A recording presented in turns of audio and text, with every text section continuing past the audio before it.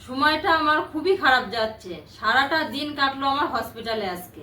সেই সকালে গেছি আর এই রাতে বাড়ি এলাম। আমার সাথে যে কি হলো সেটাই আজকে আপনাদের সঙ্গে বলবো। কালকে সারাটা দিন আমাদের পাড়ায় খুব একটা হৈ হৈ চলেছে। অন্য জায়গা থেকে একটা কুকুর এসছে, সেই কুকুরটা মনে হয় পাগল ছিল। এবার সেই কুকুরটা একটা টোটোর নিচে শুয়েছিল। আমাদের বাড়ির একটা ছেলে, সে টোটোটার কাছে যেই গেছে, ওটা টোটোটা চালায়, টোটোটার কাছে যেই গেছে সেই কিছুই করেনি, কিন্তু কুকুরের গায়ে কোনো আঘাতও লাগেনি। ও এসে সঙ্গে সঙ্গে ওর পায়ে কামড়িয়েছে। পায়ে এমন বাজেভাবে কামড়িয়েছে, পুরো মাংস তুলে নিয়েছে, পুরো হাড় বেরিয়ে গেছে। আরও চারিদিকে কামড়িয়েছে, কিন্তু ওই মেন জায়গাটা খুব ডিপ হয়ে ওর কেটে গেছে। সেখান থেকে প্রচণ্ড পরিমাণে রক্ত বেরোচ্ছিল। ওরা চিল্লাবিল্লি করছে বলে আমি দৌড়ে নিচে গেছি। নিচে যাওয়ার সময় মনে হয় আমার হাতটা একটু দেয়ালে লেগে কেটে যায়। আমি তখন খেয়াল করিনি যে বালিতে এরকম ঘষা লেগে একটুখানি এখানটায় কেটে গেছে। আমি ওটা খেয়াল করিনি। আমি সঙ্গে সঙ্গে নিচে গেছি। নিচে গিয়ে দেখি ওর পা দিয়ে খুব রক্ত বেরোচ্ছে। আমি তাড়াতাড়ি করে একটু সাবান নিয়ে ওর ওই জায়গাটা ডলে ধুয়ে পরিষ্কার করছি। তারপরে হলুদ দিয়ে চেপে ধরে রেখেছিলাম যাতে রক্তটা বন্ধ হয়, কিন্তু প্রচণ্ড রক্ত পড়ছিল। আমার হাত পুরো ভরে গেছিলো রক্ততে। তো আমি তখন তো আর ওইসব ওরকম বিপদ দেখে তখন তো আর মনে নেই আমার হাতে লেগেছে, কেটে গেছে, আমি কিচ্ছু খেয়াল করিনি। তখন ওরকম করে রক্তটা বন্ধ করে ওকে হসপিটালে নিয়ে চলে গেছে। আমি তখন ওগুলো খেয়াল করিনি। ঘরে এসে আমি হাত পা ধুয়েছি, সাবান দিয়েই ধুয়েছি। ধোয়ার পর আমি আবার রান্নাবান্না করি। রান্নাবান্না করার পরে আর ওসব কিছু খেয়াল করিনি। তখন বিকালের দিকে দেখছি যে আমার হাতের এখানটা একটু কেটে গেছে, সেখানে খুব জ্বালা করছে। তো দু একজনকে আমি বললাম যে এরকম এরকম ব্যাপার, খুব জ্বালা করছে। আর ও রক্তটা যেহেতু আমার হাতে লেগেছে, অনেকে বললো যে তাহলে তুমি একটু ডাক্তারকে দেখাও। আমার মাও সকালে উঠে ফোন করে বললো শুনে টুনে যে তাহলে তুই একটু ডাক্তারের কাছে দেখা, ডাক্তার কি বলে দেখ। তো আমি যথারীতি একটু ডাক্তারের কাছে গেলাম। গিয়ে যেই বললাম ঘটনাটা, ওনারা বললো ভ্যাকসিন নিতে হবে। আমি কিন্তু এটা একদমই বুঝিনি যে এটার জন্য আমার ভ্যাকসিন নিতে হবে। একদমই আমার মাথায় আসেনি, আর এটা আমার জানাও ছিল না। তো যখন ওরকম বললো, তা আমি বললাম তাহলে নিতে হবে, দিতে হবে। তো আমি প্রথমে গেছিলাম আমাদের মিউনিসিপালিটি, নাগেরবাজার যে মিউনিসিপালিটি আছে ওখানে গেছিলাম। ওখানে গিয়ে দেখানোর পর ওরা বললো নিতে হবে, কিন্তু আমাদের এখানে ভ্যাকসিন নেই, আইডিতে পাঠিয়ে দিল। তো আমরা আইডিতেই গেলাম, দেরি আর করিনি, তখনই আইডিতে চলে গেছি। যাওয়ার পরে ওখানে দেখে ওখানকার ডাক্তারও বললো যে হ্যাঁ, যেহেতু এখানে আমার কাটা ছিল আর ওর ব্লাডটা আমার এখানে লেগেছে, ব্লাডের সঙ্গে কালেকশনটা হয়েছে, তার জন্য আমার শরীরে ওই কুকুরের যে ইঞ্জেকশন দেয় সেই ইঞ্জেকশনগুলোই সব আমার নিতে হবে। তো ওনারা ইঞ্জেকশন সব লিখে দিল। দেওয়ার পরে আমি সেই ইঞ্জেকশনগুলো সব নিয়েছি। এখনকার ইঞ্জেকশন তো একটু অন্যরকম হয়েছে। হাতে তো দুটো ইঞ্জেকশন দিয়েছে, আবার একটা টিটিনাস দিয়েছে। আর এই যে জায়গাটা আমার ছোট্ট করে কেটে গেছিলো, সেইখানে চারিদিকে ঘুরে ঘুরে ইঞ্জেকশন দিয়েছে। তো হাতটা দেখুন আমার খুব ফুলে গেছে।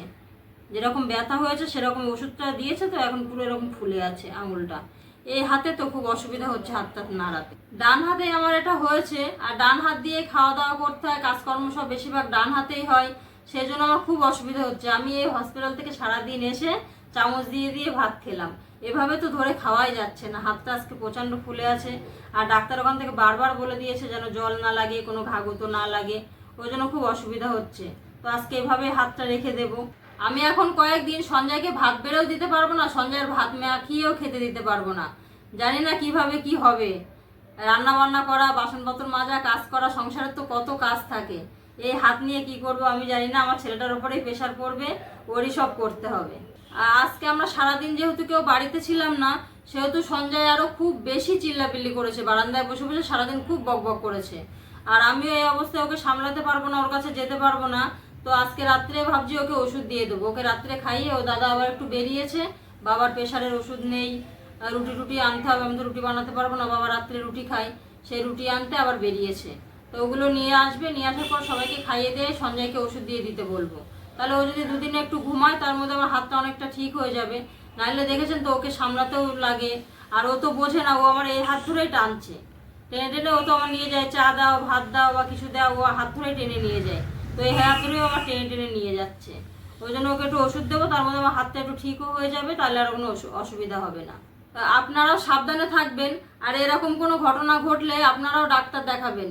এটা কিন্তু কেউ সহজে বুঝতে পারে না। যেহেতু আমি কুকুরের কাছেও যাইনি, কুকুরও আমার কামড়ায়নি, কুকুরের সঙ্গে আমার কোনো সম্পর্কই হয়নি, তাও এইটুকু কারণের জন্য, যেহেতু হাতটা একটুখানি কিন্তু সামান্য কেটে গেছিল, সেই একটুখানি কেটে গেছে, সেইখানেই ওর রক্তটা যেহেতু আমার হাতে লেগেছে, আমিও বুঝতে পারিনি। আমি যদি বুঝতে পারতাম তাহলে আমি আর ওই কাজটা করতাম না, অন্য কেউ করতো, কিন্তু আমি সেটা বুঝতে পারিনি।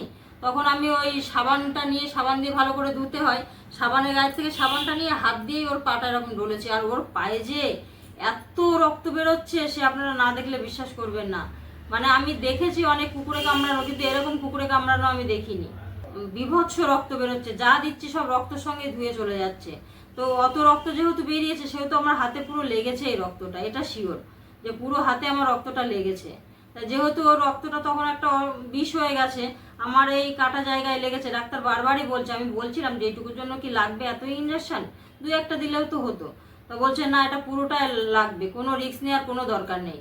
তো আপনারাও খুব সাবধানে থাকবেন, যদি এরকম কিছু হয় কারোর, কেউ যেন মনে করবেন না যে না এটাতে কিছু হবে না, একটু ডাক্তারের পরামর্শ নেবেন। এটা তো রোগটা খুব বাজে রোগ না, যা করতে হবে আগে করতে হবে, রোগটা হয়ে গেলে তারপর আর কিচ্ছু করার থাকবে না। ওই জন্য যেখানে যা একটু মনে হবে খেয়াল করে তার জন্য সেটাই ডাক্তারের কাছে গিয়ে বলতে হবে যে আমার এরকম হয়েছে। এই ভ্যাকসিনটা বলছে যদি কোনো অসুবিধা না হয়, তাও যদি ভ্যাকসিনটা না নেওয়া হয় আমাদের শরীরে কোনো অসুবিধা হবে না। আর যদি না নেই, কোনো অসুবিধা যদি থেকে থাকে, তাহলে তার তো আর কিছু ট্রিটমেন্ট হবে না পরে, না? ওই জন্য আগে থেকে সাবধান হওয়াটা ভালো। ওই জন্য আমি ভাবলাম যে আপনাদেরকে জানা, এরকম একটা ছোট্ট কারণে এত বড় একটা বিষয় আমি নিজেই বুঝতে পারি না, আমি নিজেই অবাক হয়ে যাচ্ছি। অনেকেই মনে করে না ওটা কোনো ব্যাপার না, কোথাও হয়তো একটু নোকের পাশে কাটা আছে, খেয়ালও করে না, এরকম নোকের পাশে টাশে তো কাটা থাকে, কিন্তু সেগুলোতেও কিন্তু এগুলোতে অসুবিধা হয়। কুকুরে কামড়ানো, তার সেই কুকুরের নালাটা বা ওই রক্তটা খুব বিষাক্ত হয়ে যায় সঙ্গে সঙ্গে। আর যেহেতু কুকুরটা পাগল কুকুর, ভালো কুকুর হলে অসুবিধা হতো না অতটা। যেহেতু কুকুরটা পাগল কুকুর, তারপরেও আমাদের পাড়াতে অনেকেরই কামড়েছে। তারপরে যে রাস্তায় কুকুরগুলো আছে, বিড়ালগুলো আছে, তাদেরকেও কামড়িয়েছে। তারপরে তো সবাই ছাড়াতে গিয়ে মারে না, একজনকে কামড়াচ্ছে আর একজন গিয়ে লাঠি দিয়ে মারলো, এভাবে মারধর করতে করতে আস্তে আস্তে কুকুরটা মারা যায়। মারা যাওয়াতে তো আরো খারাপ। ডাক্তারকে আমি বললাম যে কুকুরটা মারা গেছে, তো ডাক্তার বললো তোমাকে ইঞ্জেকশনটা নিতেই হবে। ঠিক আছে, সবাই খুব সাবধানে থাকবেন। আজকের ভিডিওটা এইটুকুই, দেখা হচ্ছে আবার অন্য কোনো ভিডিওতে।